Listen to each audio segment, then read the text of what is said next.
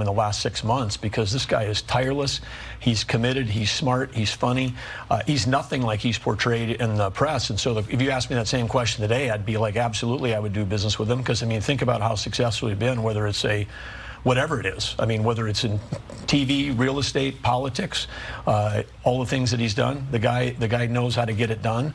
And I think every American should be, I don't know, we should be grateful that we've got someone who's willing, with that kind of talent from the private sector, that's willing to put himself back into the presidential race again. Well, it seems like a lot of the affinity between the two of you is that shared background as businessmen. I wonder what Donald Trump did to make Doug Burgum start talking about how tireless, smart, and funny he is all of a sudden. 4 men have emerged as this year's possible Veep Stakes top contenders. 2 sources say Ohio Senator J.D. Vance, North Dakota Governor Doug Burgum, and Florida Senator Marco Rubio are on the list. Of course, more principles coming from the Republican Party. Because when Doug Burgum wasn't getting his fitting for his MAGA VP puppet strings yet, he told his honest opinion about Trump's business sense. Would you ever do business with Donald Trump? I don't think so. Why? I just think that it's important that you're judged by the company you keep, and You just wouldn't do business with him? No, I wouldn't. I just wish someone would ask these guys why their previous and honest opinions about Trump flip so quickly if it isn't about being his running mate. Because we can stop acting like everyone doesn't know that politicians will drop every honest thing that they previously said about the party's nominee and suddenly try to tell us that they believe the opposite.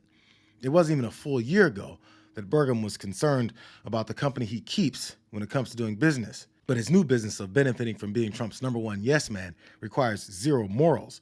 So he sold, leaving other business people to tell the truth about him. Andrew, more takeaways from Trump's meeting with business leaders. What was the reception like?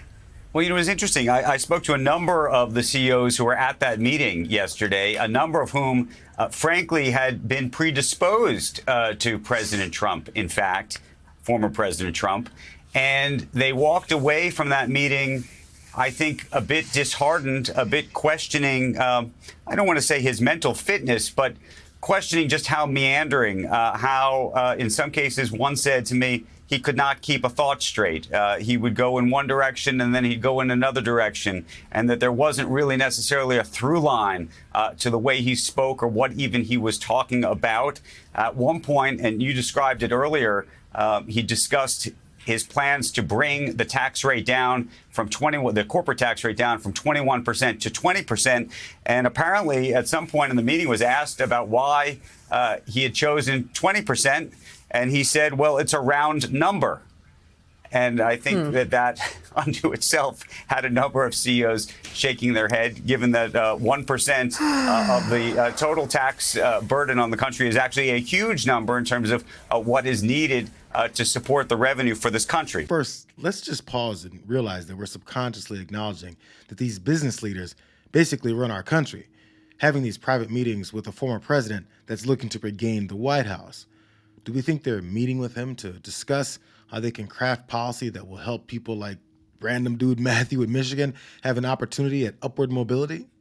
It's a competitive economic society, and the richest have the attention of our policymakers. We shouldn't be comfortable with that while we fight over who's taking our jobs. But since we've accepted these faceless billionaires as our co-presidents, they're telling us what we already knew about Trump. While I do think that there are policies and major policy differences between President Biden and the former President Trump, and that many in the business community think ultimately that some of the policies that President Trump would enact may very well be better, at least for business, than the ones that President Biden has on offer. I think there was a concern about whether we were going to see a similar movie to the last presidency, where there were so many different issues that came up and made their jobs not easier, but ultimately harder. So now that the bad words mental fitness have been uttered again about Trump's ability to follow a conversation and contribute anything more than what a third grader would, he's got to go back to the well and tell us more lies that everyone knows are lies. And should have aptitude tests, IQ tests, or cognitive tests. Dr. Ronnie Jackson gave me one. He gave me one at the hospital. That's a great hospital, too. He said, well, sir, the problem is if you don't do well on it, it's going to get public. Because it's a public hospital, essentially, right, Ronnie? I said, well, is it hard? He said, yeah, it's hard. Let me guess. Person, woman, man, camera. We've been through this already. I took a cognitive test, IQ test, a driver's test, a urine test. I aced all of them like no one has ever aced a test before. No one could touch me. Dr. Ronnie Jackson said so. I think you should take a cognitive test like I did. I took a cognitive test, and I aced it. Doc Ronnie Johnson, does everyone know Ronnie Johnson, congressman from Texas? He was the White House doctor. And he said I was the healthiest president he feels in history. So I liked him very much immediately. In fact, he said if I didn't eat junk food, I would live to 200. That's what he said. No, we actually don't know Ronnie Johnson. Maybe Ronnie Jackson, the same guy that you've been using to tell this bullshit story for years that you ironically can't remember correctly now. There's no clear illustration of how obvious it is that this guy is not only a con man, but a really bad one. He's just as bad at lying as he is at business. But people that desperately need to be near political power are willing to create this obviously false reality that he's a genius. Again, everybody knows it. We just accept being lied to when we know better. No, I mean, you watch Trump's campaign, you watch his career. Yeah, he's never changed. If you know anybody who's... He's a huckster. I mean, he comes from New York. There's nobody in New York who does business with him. No. Or lend him money. He's not considered a serious guy here, but... I was surprised he was elected, but I wasn't surprised in terms of his behavior. I did expect, and I suspect Bill and Joe, you'd agree with this, that there would be some folks in the Republican Party who would say, no, you can't go that far.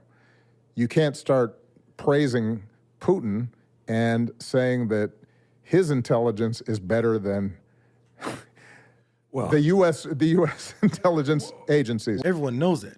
But if you talk about how extraordinarily unqualified he is to do really anything, especially as he ages and gets crankier and more vindictive towards anyone that doesn't continue to let him off the hook, you're the bad guy. This was a great week for the president. He's having these back-to-back weeks, both the national stage and domestically. The president is playing chess, and the former president, at best, is playing like hungry hippo. Yeah, well, if that, maybe Uno. I'm going to give him Uno, maybe. Giving him Uno? He's playing Uno. Oh, okay. Uno, and somebody keeps telling him draw 4.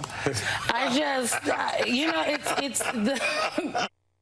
All right, Simone Sanders for the win there. That was hilarious. None of it is good if you're the sitting president, though, because that's unfriendly for Biden. Unfriendly.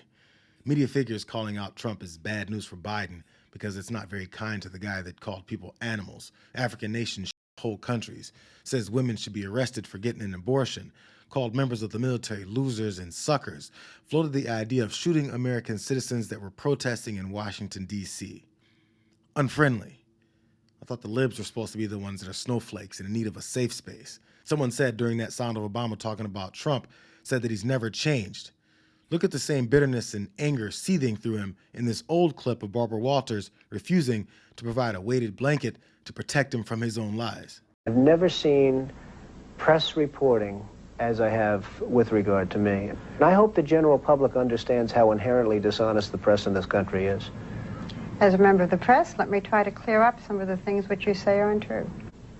My bankers and I worked out a terrific deal that allows me to come out stronger than ever. I see the deal as a great victory. Being on the verge of bankruptcy, being bailed out by the banks, well, you don't have to say on the skating on thin ice and almost drowning, that's a businessman to be admired. You say on the verge of bankruptcy, Barbara, and you talk on the verge, and you listen to what people are saying. I talk to your bankers. Well, that's fine. And what do they say? I mean, depending on which banker you're talking to, what do they say? Well, I don't know what the bankers have said. The plaza's a very valuable property. Everybody told me, oh, you paid too much, you paid too much. Now they're all saying what a great deal he made on the plaza. Not.